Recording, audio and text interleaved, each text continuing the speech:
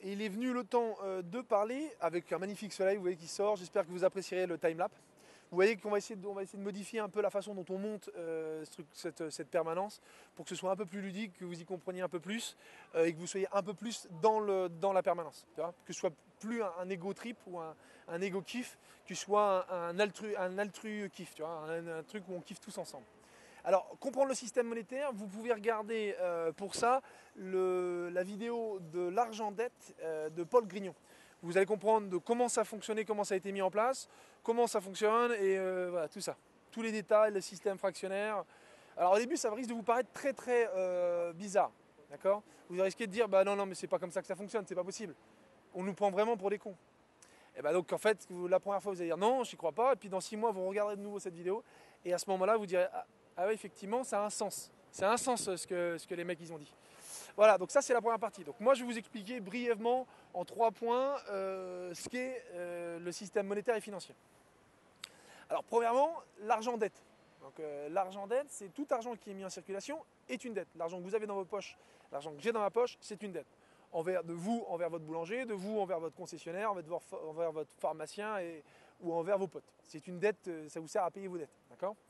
Mais il faut savoir qu'à l'origine, quand ça rentre sur le marché, c'est déjà une dette. Comment ça fonctionne? Le gouvernement, quel qu'il soit, et si on prend l'exemple de l'économie numéro 1 mondiale, on va prendre le gouvernement américain qui émet des treasury bonds, qui dit ben voilà, il faudrait qu'on injecte 10 milliards dans l'économie, 10 milliards de dollars ou d'euros, ce que vous voulez, dans l'économie, parce qu'il y a un besoin, les gens ont envie d'investir, etc. La Fed, donc la Fédérale Réserve, qui n'a d'ailleurs rien de fédéral, hein, c'est une banque privée, hein, la Fed, qui n'a de compte à rendre ni au Congrès ni au président, donc ils font ce qu'ils veulent. Donc c'est là où on comprend le vrai pouvoir de l'argent.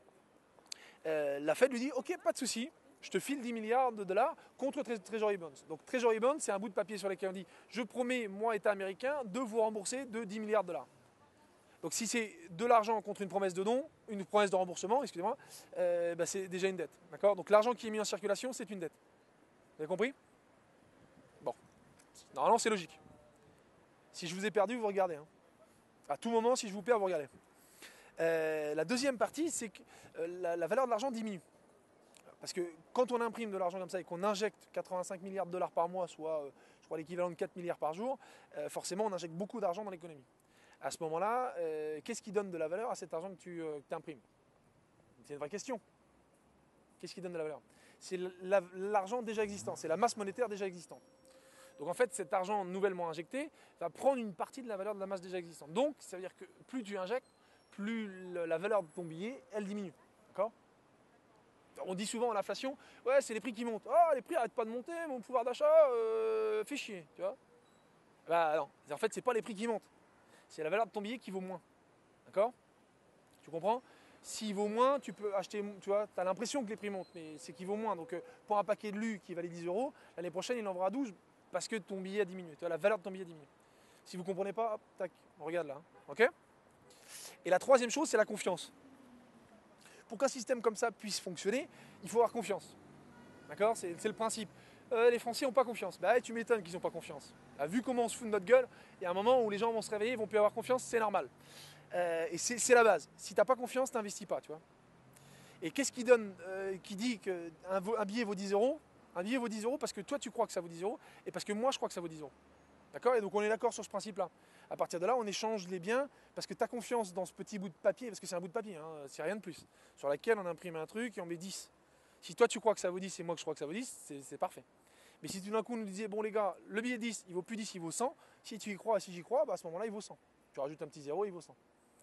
Donc la confiance, c'est vraiment la base du système monétaire et financier. Et donc là, ils sont un peu emmerdés parce qu'ils se disent, bah les mecs ont plus confiance. Bah tu m'étonnes. Sur les 85 milliards de dollars qui sont investis tous les mois par la Fed dans l'économie actuelle, l'économie américaine, mais principalement ou globalement l'économie mondiale, seulement 3% rentrent dans l'économie réelle. Donc t'imagines 3% dans l'économie réelle, ça veut dire que 97% restent dans la finance, dans les investissements, dans les fonds d'investissement et autres. Et puis donc à ce moment-là, tu comprends qu'en fait ceux qui sont riches, ils s'enrichissent encore plus. Je crois qu'ils ont fait plus 12 ou plus 13, entre plus 12 et plus 16 l'année dernière. Donc les mecs qui ont de l'argent font plus. Le mec qui n'a pas d'argent, bah lui il fait moins. Donc voilà, la confiance, c'est le dernier point, le point essentiel de l'économie moderne. Donc l'argent dette, le système monétaire et financier, il faut comprendre que l'argent est une dette, que la valeur de votre argent, quelle qu'elle soit, avec l'inflation, la valeur diminue, d'accord? Ou les prix augmentent, mais vous le prenez comme vous voulez, mais il y a un truc qui est un schmilblick. Et la dernière chose, c'est la confiance. Et comme la confiance est en train de se barrer, les mecs paniquent. Voilà. Ces trois choses-là, ce sont les choses essentielles. Si vous n'avez pas compris, hop, on regarde. Ok? On va aller manger là, ça va être l'heure d'aller manger. Je vous retrouve tout à l'heure pour qu'est-ce que vous faites de votre présent? 1789, le peuple est le roi. Et le 11 janvier. J'ai un coup de téléphone, je vous reprends plus tard. Allez, ciao bise.